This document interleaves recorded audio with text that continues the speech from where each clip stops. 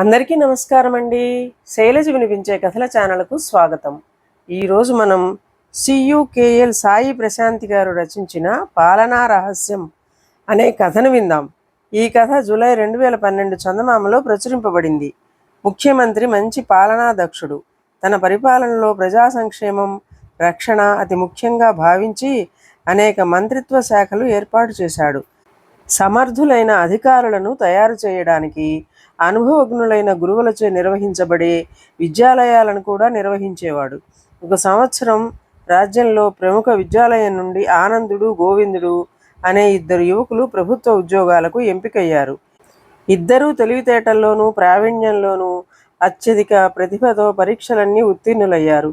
గురువుగారి సిఫార్సుతో ఇద్దరినీ చాలా ముఖ్యమైన అధికారులుగా నియమించారు. ఇద్దరూ వేరువేరు పట్టణాలలో ముఖ్య అధికారులుగా నియమించబడ్డారు. కొంతకాలం గడిచాక వారి కార్యనిర్వహణను పరిశీలించి తగిన సలహాలు ఇచ్చే ఉద్దేశంతో వారి గురువు నారాయణ ముందుగా ఆనందుడు పనిచేసే పట్టణానికి వెళ్ళాడు. ఆనందుడు తన గురువును గౌరవంతో ఆహ్వానించాడు. ఆయనకు అన్ని ఉపచారాలు చేసి తన కార్యాలయానికి తీసుకెళ్ళాడు. అక్కడ ఉద్యోగులను, వ్యవహార శైలిని ఆయన నిశితంగా పరిశీలించాడు. ఆనందుడు పని ఒత్తిడికి లోనవుతున్నట్టు గురువు గమనించాడు. తన క్రింది ఉద్యోగుల పట్ల అసహనానికి గురవడం, ఒక నిర్ణయానికి వచ్చే ముందు సందిగ్ధానికి లోను కావడం కూడా గమనించాడు. నీ ఉద్యోగం ఎలా ఉంది నాయనా అని అడిగాడు గురువు. సిబ్బంది చేతగానితనం వల్ల నాకు చాలా ఇబ్బంది స్వామి అన్నాడు ఆనందుడు. సరే, ఈలోగా ఒకసారి గోవిందుడి కార్యాలయాన్ని కూడా పరిశీలిద్దాం, నువ్వు కూడా రా అని పిలిచారాయన. గోవిందుడు సహాధ్యాయుని గురువును పరమ సంతోషంతో స్వాగతించాడు. గోవిందుడి కార్యాలయంలో పనిచేసే వారందరూ చురుకుగా, ఉత్సాహంగా కనిపించారు. గోవిందుడు తనను కలవడానికి వచ్చిన వారితోనూ తన సిబ్బందితోనూ విసుగు, చిరాకు లేకుండా మాట్లాడటం, పనిలో అలసట చెందకపోవటం అతిథులిద్దరూ గమనించారు.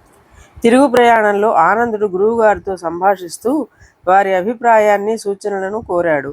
దానికి ఆయన, ఆనంద, సమర్థతలో కానీ బుద్ధిబలంలో కానీ మీరు ఇద్దరూ సమానులే. కానీ పెద్ద పదవి నిర్వహించేటప్పుడు అధికారి తన సిబ్బంది సమర్థతను పరిశీలించి అర్హులను వారికి తగిన స్థానంలో నియమించాలి.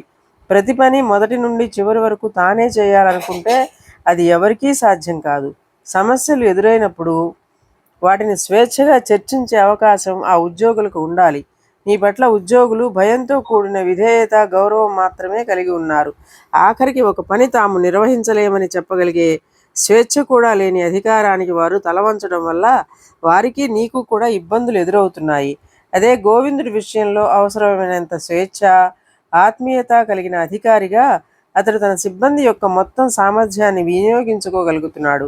అతడి పట్ల వారి విధేయత, గౌరవం, అభిమానంతో కూడినది. అంతేకాదు, తన వద్ద పనిచేస్తున్న సిబ్బంది మంచి చెడ్డలను గమనిస్తూ వారికి సహాయం చేసే అధికారి అందరి సహకారాన్ని సులువుగా పొందగలుగుతాడు. ఏ అధికారికైనా ఇదే పరిపాలనా రహస్యం. ఈ మాత్రం విశ్లేషణతో నువ్వు పరిస్థితులను చక్కదిద్దుకోగలవని నా నమ్మకం అన్నారు. ఆనందుడు గురువు గారికి కృతజ్ఞతలు తెలిపి ఆనందంతో వెనుదిరిగాడు. ఇదండి కథ. ఈ కథ మీకు నచ్చినట్లయితే లైక్ చేయండి, షేర్ చేయండి, కామెంట్ చేయండి, సబ్స్క్రైబ్ చేసుకొని నన్ను ఎంకరేజ్ చేయండి. నమస్కారం అండి.